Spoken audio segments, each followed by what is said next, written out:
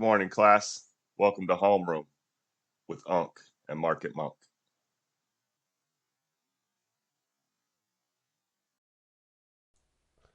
Morning, P. How's your week? That was good. You know, those that are split in the middle, just have to be careful and size down on those kind of weeks, in my opinion. But a lot of the stuff I've been watching just perform well around the pivots, and then there's just some stuff in some ad zones, I think, and really liking the sentiment on oil right now that people are so down on it. I just don't see that in what we look at. So I think we're setting up pretty well for that into next year. Yeah, I mean, y'all in the room know Unc was pretty light this week. I didn't do much. I think I got two alerts on my phone the whole week. Sold that Givo pop just because that was the plan. I didn't really want to think too much. Did buy a little bit of that cop, but other than that, the trading was real light. I did look at charts a little more towards the end of the week, and just we're textbook end of the year market where the volume it just kind of dies and you can't really like pick the date, but it happened. And we're in the middle of a mid candle recovery, so and in most charts we had a nice pullback on around the rates, and we're just Yeah. reclaiming that range. But watching people confused inside the range has been my favorite part about the week. I mean, it's real hard to pick where the bottom was, but it established itself in a lot of charts, and just a strong market. The biggest thing I think I'll take from this week, from kind of like guess watching it from the sidelines, was how strong the pennies were. Um, I I get caught every time, and I wrote myself a pretty long note this time on my calendar for when I come back to December. But when we get the penny runs, it's never at the beginning of December. It's just not. It's always at the end when we Yeah. have that hot penny. And I don't know Yeah. why I haven't figured it out, but I'm not going to fight it. And we seen it. I seen it last week when I was looking through my scans. I'm like, look how many of these shitty pennies are back. I mean, the really crappy ones. So for me, it's good to Yeah. see because the market's looking for somewhere to put money. Um, yeah, yeah. So yeah, good. I guess you see different things when you change your where you're sitting for a week, but um, yeah, I'm pretty optimistic going forward. P. I don't know about you, but pretty optimistic with what I've seen so Yeah. Yeah. far. There's something. I definitely have something in the way I have the filter set up on the smalls. For whatever reason, it's responding really well to that. I had EULR, and Yeah, they what the announced hell is that? Bitcoin Reserve, and and it goes up 40%. And I liked it because it was a battery stock related to space, and so I was already in SLDP, which also did really well. But, Yeah. yeah, I mean, just a convergence of news catalysts, just a clear front load in hindsight. I mean, that I was just like, oh, I like this sector look, but you look at deeper into its option activity, and it doesn't really have a lot. And so that was just somebody who knew. And but I mean, our room, they say someone always knows. They're usually just talking about it after the fact, but we get a chance to get in on it. So My so I favorite. was pretty happy about I that. don't. I don't know if you use the search feature. Do you use the search feature, sir? But yeah, yeah, I do. Did you Yeah, search that ticker? Did you search that I one? did. Yeah, Okay, I because saw. I saw. He had it. yeah. So our boy Toon, shout out Toon, if he's still around in there listening to voice, again had it. Keep an eye on it in 2022. There's not another mention of this ticker. I'll just bring it up for y'all out there. You can see a little bit of what we do over here. There's not another mention. And if you search some tickers, like I hate searching Lily. I can't stand it right now. Like if I want to get some information on Lily, horrible search because there is literally 13 pages for Lily. But first mention And I fours going and back and forth. Yeah. fours and five leaps here. The news comes in from shout out to Money Boys with the news, and then it's just on for me with some late reads because I was late on the read and collab. But yeah, just it's we talk about timing. I don't know how else to show timing on that one, especially with I said a few weeks ago, man, you post a ticker in there I ain't never heard of, or I can't spell the company name. Crap, I'm in it. I'm in it. Yeah, yeah, And not that I got in that one because, like I said, I was kind of off last week. But that's the stuff. Yeah, irregularities. We say that a lot. I look for irregularities in level two and in volume, and you look for irregularities in flow. And so when you see something really irregular, icy, Gurn, yeah, you just play them. yeah. And I wasn't huge in that. I like put like $400 in it, but do the math and it was all right. I'll take that for shares on some small ticker in a day. I think what's So important with yeah, that statement, P, is that you say you went small, right? So you're going to be comfortable doing that again on the next one instead of, yeah, having a big emotional event, whether it worked or not, and thinking, do I want to go through that again? You're going to be like, let me put a couple $100 here, see what happens. And doing that, like I said it last week, I was kind of asshole about it. Maybe it was the week before. I don't know. It's holidays. But we're not building a foundation. It's brick by brick, and those bricks are small. They just are. And eventually you're gonna have a very strong structure. You keep stacking bricks. yeah. And if it was a bio, it would have been half that. If it was China, it would have been half that. That's just how I deal with those. And I What? I don't like the chart. People talk about the price action or whatever. Like in the smalls, that's just not my world, right? So what I do is I just have a position I'm comfortable with. I park, I wait, the big pop on it, sell however half or whatever, and then I leave some. And then, that's what I did with the crappy quantum ones. Had to have a different approach if it's IBM, if it's even INQ or something like that. But and I just keep doing that same thing every time, and it works for me. I don't want to get on the minute chart smalls. I just doesn't really mesh with what I do. I'll do that with some large caps in 1 or 2% moves in those OIV option trades. It's a different kind of thing. So I just kind of know your strengths, but yeah, I mean this everybody in here. I mean, way that the small caps are going, you should find a way to get a piece of that, even if it's $50. I mean, they're that's moving really well. that's the So one yeah, thing that I've never understood. Like, let's just say you're an options trader. I'm sorry I pick on you guys so much. I love you, I really do. But you lose 30%, you win 100%, you lose, whatever. But in the end, it's yeah, kind of washing out to where, you're only, if you're good, you're only making 20 to 30% overall, and if you're bad, you're losing 10 to 15. Just let's yeah. say on your 10 trades or whatever.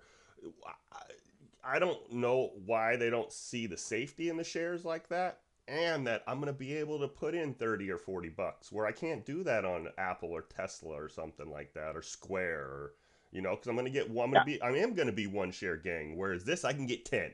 I don't see how that doesn't like allure people over to the dark side. No, I know, and I try to emphasize it. I mean, two things. I mean, one is I think you got to go in minimum like 60/40 shares and options, and even that percentage is a little iffy. More like 80/20, I think is good if you want to do options. But then the starting over every day thing. Yeah. Um, you know, find something like quantum computing, and that you can trade it now. I put it in my sector focus now, but it would be somewhat disheartening to have found that sector as early as I did, Oh, have sure. nothing in it. And had nothing in I mean, yeah, like that that's why I kept some. That's why I was like I'm kind of like ride or die with shares of INQ at like $8. And you overspent. because You there is overspent by $1. Sorry. yeah, I did. You could check you could search the group for the moment I overspent by $1. But and anyway, yeah, just that Oh.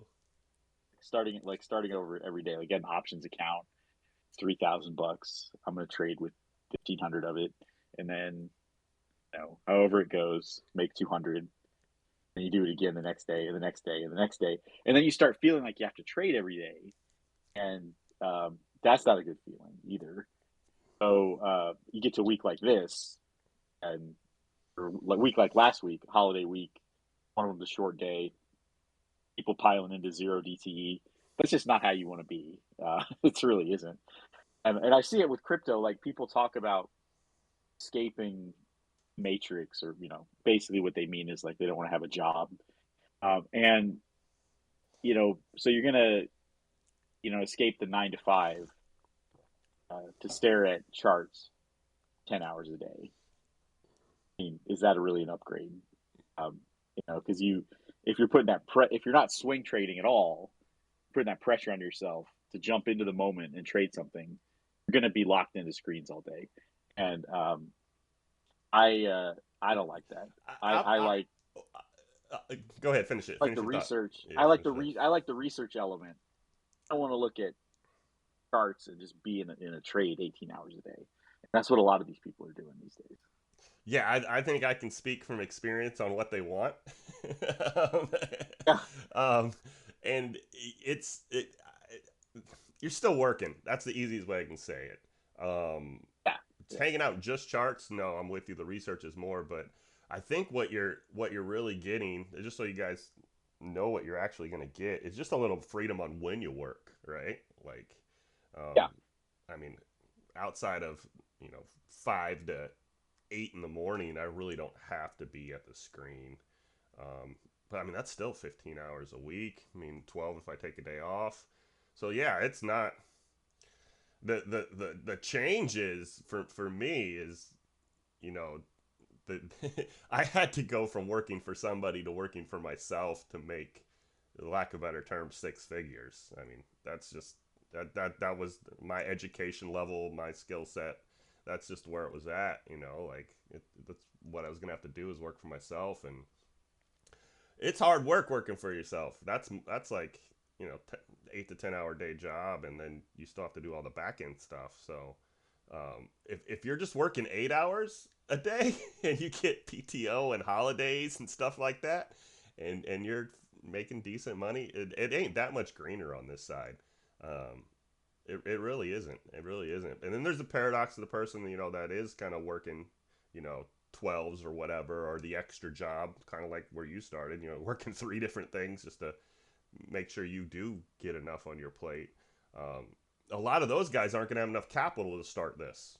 So it's kind of chicken egg for those Yeah. people, and that's where you see a lot of these Twitter kids at. Like they want it, they have the time, but they just don't have the capital to do it the right way. And um, Yeah, you have. they start with softball style with a ball and a strike already because they just have a small account. I'm just going to play options instead of actually DCAing into something over time and learning how a swing trade works.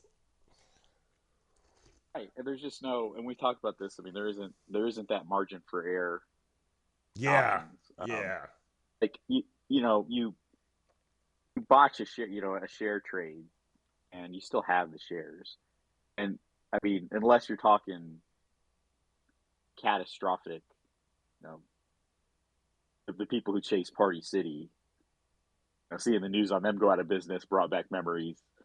You did well on that, yeah, yeah. That's but the people who chase that one, and then it's like the company's done, your shares are done. Had that happen to a friend with Sandridge first time, um, and I mean that can happen, fairly rare, but even like a big like something does an offering, it drops 15%. Um, that happens in options. You lose 15% in 20 seconds on just a normal trading day, and so that's what they're up against, and the account they're doing it from is like 2 grand. So yeah, that chart of recovering a loss comes into play of how much it takes to recover an 80% loss, what you have to do and all that. So they're just starting over every month and thinking, oh, I'm going to figure it out this time and go back at it. yeah. Yeah, it's a tough. I think you identified that something that really it's obvious but never came to mind. And yeah, starting over every day just you're not mentally that strong in general. It's just a bad. Yeah, right. It's a bad. And if you, I mean, yeah. Um, let's talk some. What you got in crypto? I want to talk crypto with you. Anything going on over there? Yeah. I think the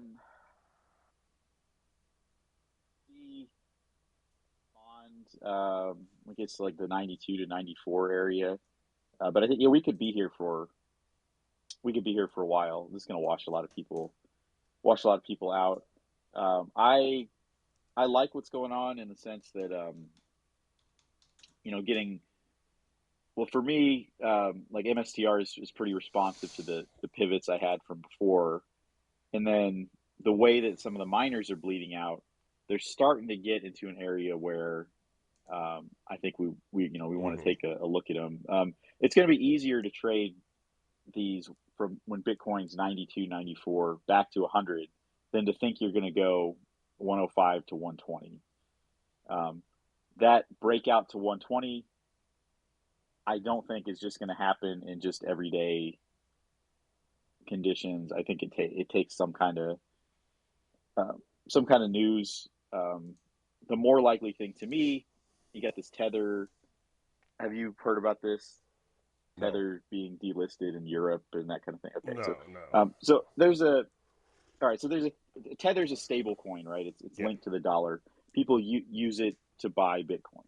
Like you get into your Binance account and you hold a bunch of Tether. They'll pay you to stake it. Like they'll get interest on it, and then you easily can use it to buy different cryptocurrencies.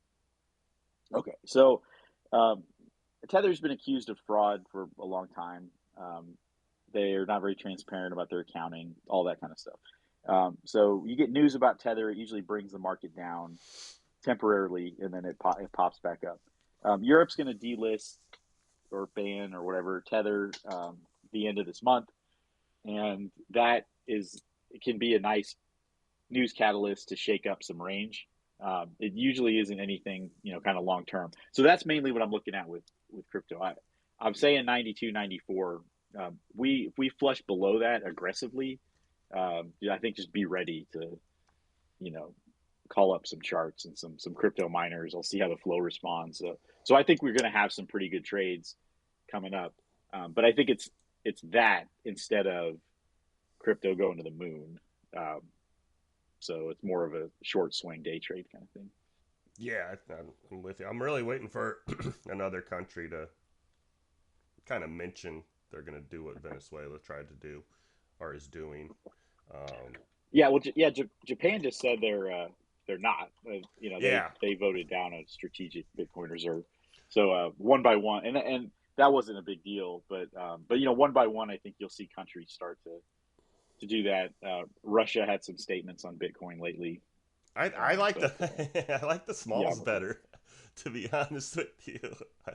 The small cap countries, Yeah. just because they could have Oh yeah, yeah, sure. they have the bad financial situations, and it kind of I don't know it resets them, and kind of puts their books on papers. To be honest, where Russia, China, Japan, they really The history of African nations. You talk about starting with a strike already. The whole way that colonialism and then post-colonialism and the corruption of governments that replaced that, mm-hmm. really set them back, right? And it makes sense to me for some of those countries. Number one, the energy independence thing, and a lot of them are getting into that. That's why I like West African oil rigs. That's a different topic, but I think there's a nice future there. And then moving to Bitcoin instead of your currency, your native currency against the euro and the dollar, which is hopelessly buried. Yeah, I mean, it makes sense to me just that I think you for the will probably see refresh. that. Yeah, just for the refresh for Yeah, them. They start exactly. off back to ground 1-0. So yeah, I like it. Um, no, Yeah. it's been looking into Gaddafi a little bit, not to get crazy into stuff, but just what he wanted to do in Africa, and it's like, man, they had a chance. um, Yeah, yeah, I know. Yeah, with the you with see how the CIA liked that one, Yeah, but yeah, yeah, exactly. No, no, and that's like exactly well, because it was brought up with I got back into it because of the recent events with Assad. Um, but yeah, it's the same thing. yeah, Same thing happens. As soon as someone lifts their head in that, region, we usually go over there and stop it for some reason. So, but he just had some good ideas on what to do with like making Africa like the United States almost. Um, but then yeah, resources can't be stolen, controlled, and stuff like that in that situation. So, um, West African oil, huh? Idea that the Roman Empire became a church, the British Empire Yeah. became a bank, Yes. and Yes. that basically is what controls all those places. And then the U.S. getting their piece too. Yeah, yeah. They couldn't set up embassies back then, so they did it that way. They just took over the money and the I mean the media at the time. I mean that's what Yep. religion Yep. was media. So Oh yeah. um, Yeah. yeah, you need to talk to my wife. She thinks I'm crazy. Like no, really, that's it's just history, babe. Um, Yeah. what about Yeah. commodities? I had one I wanted to talk about and I forgot which one it was. Um, So I'll go. Yeah, I'll run them down. All right. So the oh, I know what it is now, but go ahead. copper is copper's looking good to me. Hovering over 4. The see some consolidation there for a bit, but yeah, I mean the flow says this probably breaks back out 455 next year. So looking for that. I don't expect some big breakdown there, and the inflation hanging around actually tends to be good for copper. So um, I would look to that next year, and then gold and silver, um, kind of more of the same. I still like silver a little more, dipping under 30.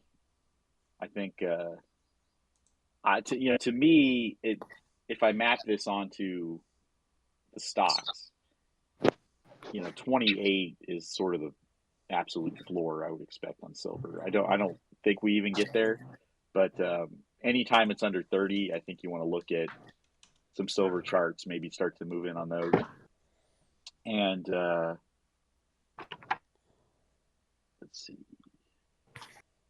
natural gas, pretty big dip last week, but I mean, still we're at 340. We were, 2 and 220 when I was talking about getting in on this, so I'm still kind of like the trend on that one. Yeah, silver was 26 for me.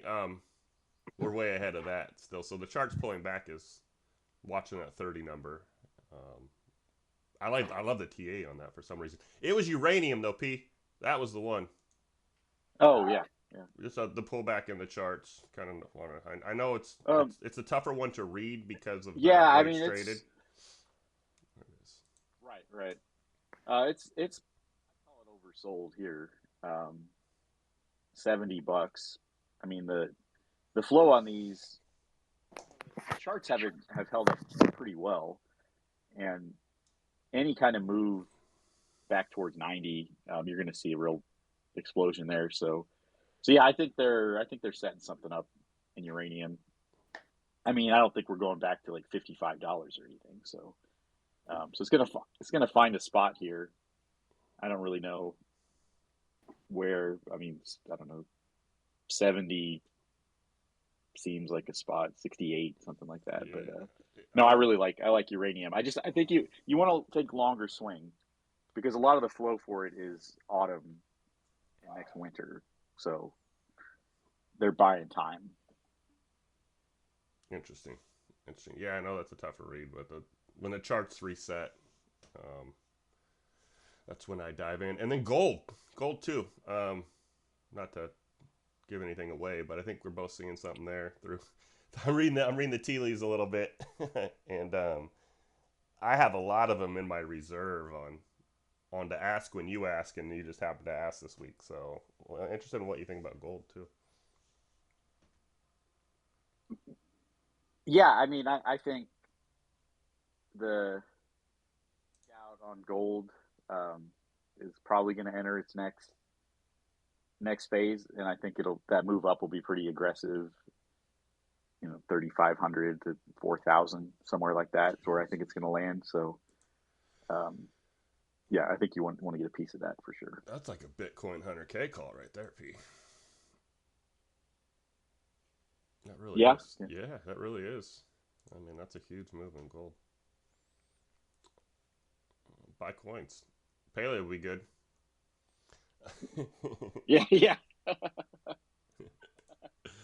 We're doing good here. Anything else, market wise? Oh, I do. I got one. I got one for you. How much selling do you think there's going to be on the other side? I mean, we just came off a really good year. I mean, I see some mutual fund brags, and that's Yeah. like the old guy golfing. He don't even know what the stock market is. He couldn't tell you one ticker. He definitely all he knows is the 9 out of 10 on the street names. That's all he knows. And those guys are up 30%, and those guys have good money. So if there's profit taking, it's going to be here. I mean, if people are waiting to take profit, we're going to get that here at the first of the year. How much do you think that's going to affect the market, or if at all affect the market? Are we going to have a consolidation or a pullback with profit taking here next week? And into SQQQ starting a couple weeks ago. Sold some on the pop, bought more. So I do expect um, some pretty significant selling coming up, and kind of the bigger tech names and the indices. I think are gonna pull back. We get the 10 years ramping up. You look at that chart and map it onto market pullbacks.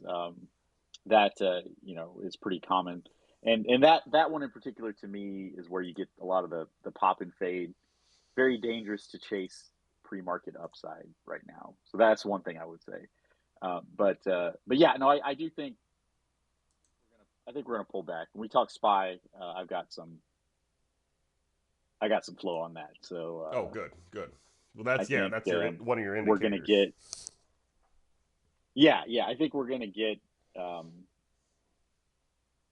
you know 20%, something like that, coming up in like first half of the year. Yeah, But it won't be straight down or anything. But I do think we see that. Yeah.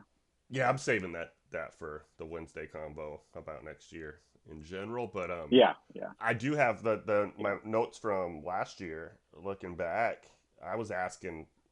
We had the September to January thesis, right? And when we got to January, I was like, all right, do you see? Are we just going to give Yeah. this all back? And I think we were talking Apple at the time is the one we were looking at, one like 160 or 140 somewhere in there, and you were just like, there's not. I mean, if it pulls back, it's a buying opportunity, and you stuck with that all of January. So I'm really interested in seeing that because I think the flow. There's certain times a year where it's not necessarily early, but it's very clear. Like it's very clear, and the first of the year is definitely one of those times. And then I've noticed around tax time too, you get a pretty big move. Um, it's not the first of every quarter. I thought that for a while, but those first two are pretty significant. So I'm interested in what we get next week, and in those in the what are we calling them right now? The super Are they still the Super Seven or whatever they are? Mag 7. Yeah. Yeah, So the if you go to last year at this time, one of the things that caught my attention was I was seeing leaps and stuff like Zoom and at like $80, and that had me pretty optimistic about tech. You look at Zoom now, and Zoom was 62 or something back then, and you look at Zoom now is 83. So you had that move.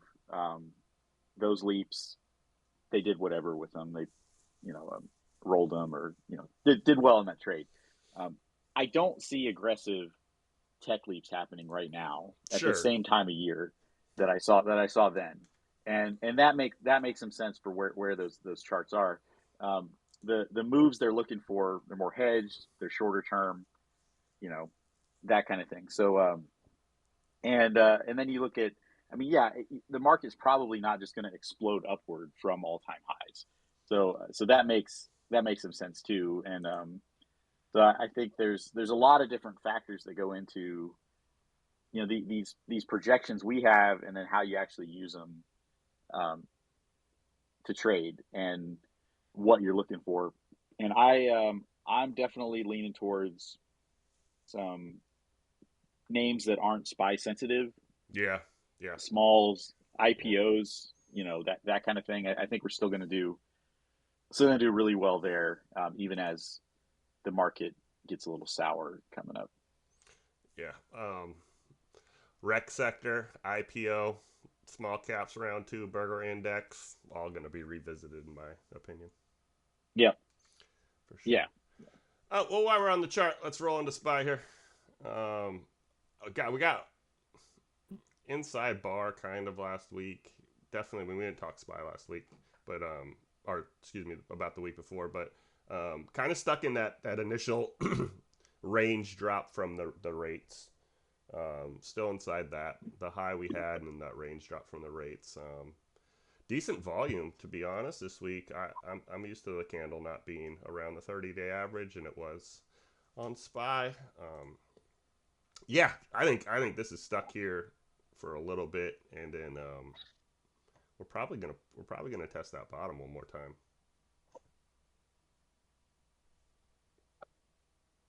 I think so. All right, so the contract that the two contracts I'm focused on, we've got March I think I need to do this first. 540p, which from what I can tell, they're rolling out to June 545p. So it's like they're buying more time. They're getting a little less aggressive with the downside.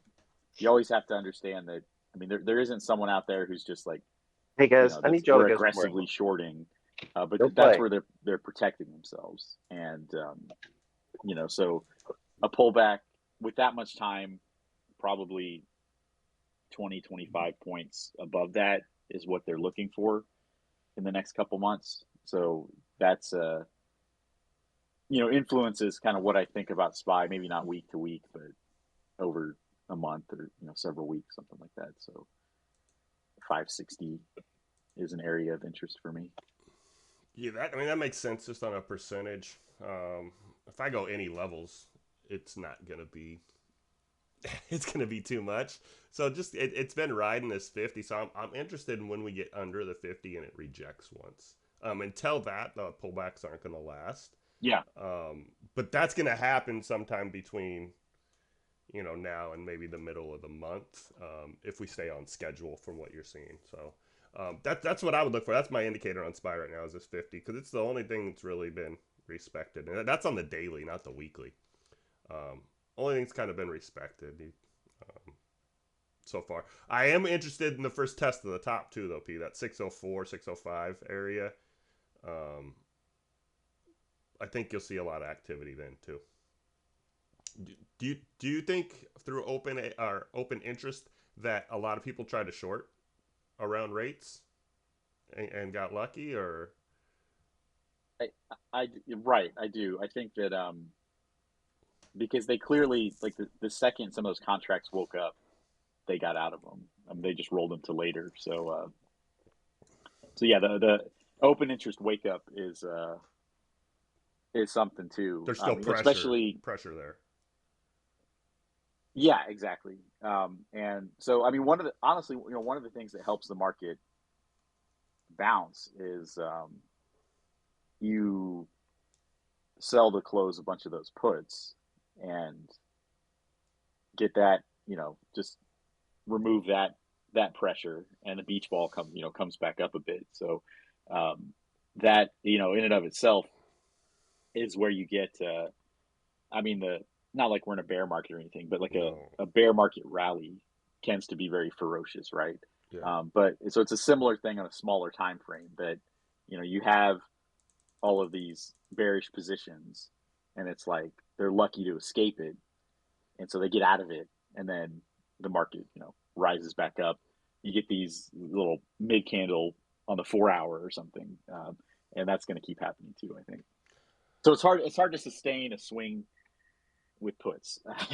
That's basically the short Yes. version of what I have to say. Yeah. Well, I think the in general, right, if you're just an odds person, like we're overextended, so you think play the downside, which I that checks my box, right? I'm with you on that, but you're overall in an uptrend, Yeah. so it has to be pretty quick, and you have to pick your spots, when it is overheated, because you should get some pullbacks in Yeah. general. So, but those, yeah, super. I mean, if you're a short term trader, that's the way to go. And then obviously the other way, you just kind of couldn't lose this year. Um, don't really want And to. right, and Go ahead. then Go ahead. you Go know, ahead. Go ahead. and then what one more thing on that, picking your spots and like day to day. A lot of people got destroyed on Friday when I was looking at QQQ and I had to put early. I got rid of it. Um, so it just went straight down. Like it was like 526 to 522.50 in minutes. First half hour or something. And I went and got out there. You can see where people were like, okay, there's the morning flush. I'm buying the dip. Pop back up towards 524 and then just plummeted. Um, you're gonna that was not happening for months and months, and you're gonna see more days like that. I think where you get that the secondary move is not just to retrace the morning flush; it's going back down, and that's why. I mean, you mentioned Eli Lilly. Uh, you know that dip and rip. I've been trading for weeks on it. It did that, but then it fell, and I think you're gonna see that with a lot of names where they don't have the juice to just fully recover. If you want a recovery, it's later in the day, and then the stocks kind of find some equilibrium. So yeah, be really careful about thinking you're just gonna buy buy the dip. That's not a dip, and learning learning what a dip really is going to Yeah. be important too. Um, last thought before we pick some numbers. I've had the weekly 10-year up for pretty much most of this conversation since it struck a chord with me.